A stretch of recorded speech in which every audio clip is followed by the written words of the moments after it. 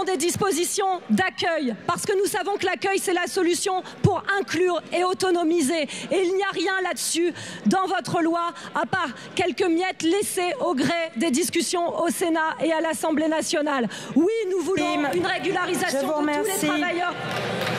Merci beaucoup.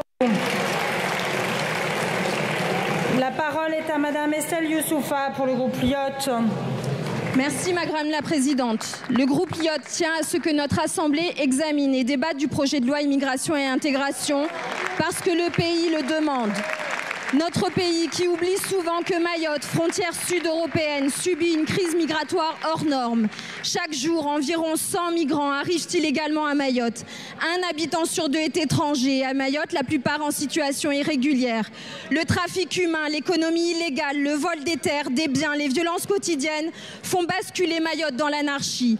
Nous, sommes dépossédés des services publics monopolisés par les étrangers, toujours plus nombreux, toujours en grande détresse.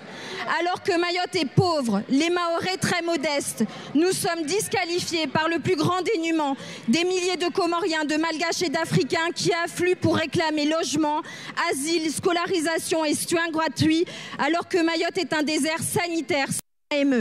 Alors qu'un patient sur deux est étranger dans notre seul hôpital. Mayotte est un désert scolaire avec des écoles sans cantine qui tournent en rotation pour accueillir 80% d'étrangers sur ces bancs. La circulaire Taubira instituant la solidarité nationale pour prendre en charge les mineurs isolés n'existe pas à Mayotte. Des milliers de jeunes migrants sont maintenant abandonnés à eux-mêmes sur notre île et certains sont devenus des bombes humaines qui sèment la destruction et tuent avec machette et armes à feu, qui terrorisent les Mahorais parce que nous sommes Mahorais et avons choisi de rester français. La réalité des grands principes de certains, c'est que l'accueil des étrangers n'a pas de prix, mais il a un coût. Et Mayotte le paye cher. L'État refuse toute avancée sur le développement de nos infrastructures, de nos droits sociaux, au motif de l'appel d'air.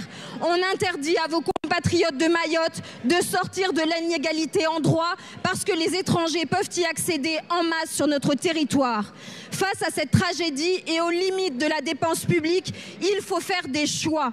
Parce qu'aucun système ne peut tenir sans la contribution et l'adhésion de tous. Notre souveraineté est attaquée à Mayotte, notre île est menacée, déstabilisée par l'afflux migratoire. L'Assemblée doit regarder l'immigration en face et débattre. Je vous remercie. Merci beaucoup, ma chère collègue.